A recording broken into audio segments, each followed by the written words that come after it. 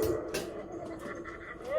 মা বাপ নিজে ছেলে মেয়েকে বলে না বাবা মোবাইল দেখা যাবে না, এদিকে উনি নিজে একটা নিয়ে বসে আছে। খবরদার, আমাদের প্রজন্ম শেষ হয়ে যাচ্ছে ভাই। গতকালকে জুমার পরে এক যুবক প্রশ্ন করেছেন, ভাই কোনো পড়ালেখা মনে থাকে না, মুখস্থ থাকে না, আমি ছাত্র মানুষ, কি করব? আমি বললাম এই যুগে পড়ালেখা মনে না থাকার সবচেয়ে বড় কারণ হলো এই মোবাইল ফোন। ফেসবুকে এত তামাশা দেখেন, এত কিছু মনে রাখা লাগে, আবার পড়া মনে রাখবেন কোত্থেকে? মাথা তো হ্যাং হয়ে যায় এমনি। ভাইরা আমার, শিশুদের জন্য মোবাইল কত বড় ক্ষতিকর এটা নতুন করে বলার কিছু না, আমরা সবাই জানি। আমাদের শিশুদের হাতে যারা আমরা মোবাইল দেই, তারা মোবাইল দেই নাই, তার হাতে যেন একটা ছুরি দেই তার পেটে। মুসলমান মাশাআল্লাহ, মাগার আজীব লাগে যে সন্তানরে ওই কার্টুন দেয় তো দেয়, মিউজিক্যাল কার্টুন দেয় তো দেয়, আবার কার্টুনের সাথে কি আছে? মিউজিক আছে, হারাম আছে, গান বাজনা আছে। ভাইরা আমার, এটা মা বাবারও গুনাহ হবে এবং শিশুরও ইমানি শক্তি বোতা হবে এবং ধ্বংস হয়ে যাবে। এজন্য এগুলো থেকে বাঁচিয়ে রাখতে হবে। একান্ত যদি বড় কোনো স্ক্রিনে ভালো কিছু দেখাতে চান, সেখানে মিউজিক নাই, তেলাওয়াত আছে, বাচ্চাদের জন্য শিক্ষণীয় কিছু আছে, হারামের কোনো নির্লজ্জতার কোনো উপাদান নাই, সেগুলো দেখাতে পারেন, কিন্তু সেগুলোও যত কম দেখাতে পারেন তত ভালো। এরপরে প্রশ্ন, স্কুলের একটা অনুষ্ঠানে আমরা অভিনয় করি, এতে বিয়ের অভিনয় করা হয় এবং কবুলও বলা হয়, এতে কি বাস্তব বিবাহ হয়েছে? ভাই, এটা কোন লেভেলে, ছেলে মেয়ের বয়স কত, সেখানে সাক্ষী ছিল কিনা এবং বিবাহের অন্যান্য শর্ত সারাই পাওয়া গেছে কিনা, সেটা এই প্রশ্নে লেখা নাই। তবে একটা মৌলিক কথা আমরা বলতে পারি, প্রশ্ন উত্তর সরাসরি এই জন্য দেওয়া কঠিন যেহেতু বিস্তারিত বিবরণ নাই, কিন্তু আমরা একটা মৌলিক কথা বলতে পারি। নবী করিম সাল্লাল্লাহু আলাইহি ওয়াসাল্লাম বলেছেন, সালাতুন জিদ্দুহুন্না জিদ্দুন ওয়া হাজলুহুন্না জিদ্দুন, আন-নিকাহু ওয়াত তালাকু ওয়ার রাজআ।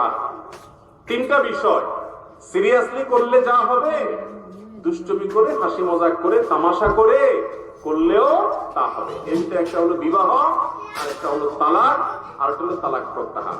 এগুলোতে মানুষ যদি রসিকতা করেও করে ফেলে এবং তার অন্যান্য শর্ত যদি পাওয়া যায়, তাহলে সেক্ষেত্রে সে কাজটা হয়ে যায়। এটা একটা জটিলতা। অবশ্য অভিনয়ের ক্ষেত্রে শর্তগুলো পাওয়া যাওয়ার কথা না, সাক্ষী, তারপরে ছোট বাচ্চা স্কুলে থাকে, নাবালেগ, তো নাবালেগের প্রস্তাব গ্রহণ, অভিভাবক নাই, কিছু নাই, এটা বিয়ের শর্ত শরাতকে পূরণ করে না। কিন্তু অনেক সময় দেখা যায় প্রাপ্তবয়স্ক হওয়ার পরে অনেকে এই সমস্ত করে। বিশেষ করে তালাকের ক্ষেত্রে অনেক পুরুষ আছে, তালাক দিয়ে এসে বলে কি, বলে হুজুর আমার আসলে তার তালাক দেওয়ার নিয়ত ছিল না। তো কি নিয়ত ছিল আপনার? বলে আমার নিয়ত ছিল তাকে ভয় দেখানো। ভয় দেখানোর জন্য আমি বলি পারলে একটা ধাক্কা দিয়ে দেন, জোর করে একটা চিমটি কেটে দেন, এরপরে মাপ চেয়ে নিয়েন, কিন্তু ভয় দেখানোর জন্য তালাক দিলাম তোমাকে এই কথা বলিয়েন না। কারণ ভয় দেখানোর জন্য যদি বলেন আপনি মুখ দিয়ে তালাক দিয়েছেন, উচ্চারণ করেছেন, অতীতকালীন ক্রিয়া ব্যবহার করেছেন, তালাক হওয়ার মতো শব্দ বলে ফেলেছেন, তাহলে এই তালাক ফেরানোর ক্ষমতা কারোর। এই জন্য তালাকের বিষয়টা খুবই সিরিয়াস। যারা বিয়ে করেছেন তারাও, যারা অবিবাহিত তারাও। আমি সব জায়গা বলার চেষ্টা করি ভাইরা আমার, আমাদের দেশে এখন ঘরে ঘরে তালাক হচ্ছে। মনে রাখবেন, স্বামী স্ত্রীর মধ্যে ঝগড়া লাগছে, যত ঝগড়া লাগে লাগুক, তুমুল ঝগড়া হোক, বিশ্বযুদ্ধ বেঁধে যাক, ইউক্রেন রাশিয়া যুদ্ধ বেঁধে যাক, বোমা মারামারি হোক, তাও তালাক মারামারি যেন না হয়। বুঝতে পারছেন? খবরদার, তালাক দিতে হলে যদি মনে করেন না এর সাথে আমার ঘর করা হবে না, তাহলে মাথা ঠান্ডা করে, ওলামাদের সাথে পরামর্শ করে, ভেবে চিন্তে মুরব্বীদের সাথে পরামর্শ করে তারপরে সিদ্ধান্ত নিয়ে শরিয়া সম্মত যে তালাক মাসিক যাবে, তারপরে পবিত্র হবে, সেই পবিত্রতায় শারীরিক সম্পর্ক হওয়ার আগে একটা তালাক দিবেন। এটা হলো সুন্নাহ সম্মত তালাক।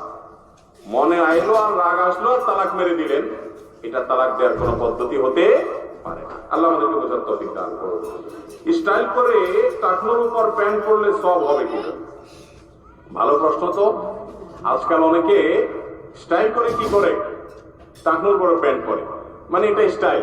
স্টাইল যেটা বোঝা যায় কি, সালাতের খবর নেই, ইসলামের অন্য কোনো কাজের খবর নাই, কিন্তু মাশাআল্লাহ টাকনোর উপরে প্যান্ট আছে।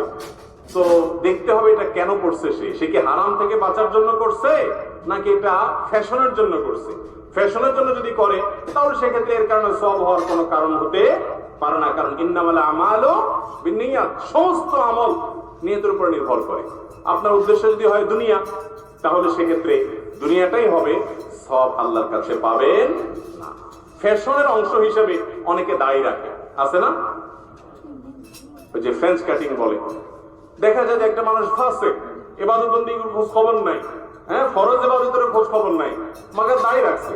এমনকি ফ্রেঞ্চ কাটিং কেন, অনেকে চাপ দাঁড়িয়েও রাখছে, আছে না নেই? কিন্তু ফ্যাশন, এই ফ্যাশনের জন্য দায়ী রাখে, তাহলে সেই দায়ী রাখার কারণে কোনো সওয়াব হবে না।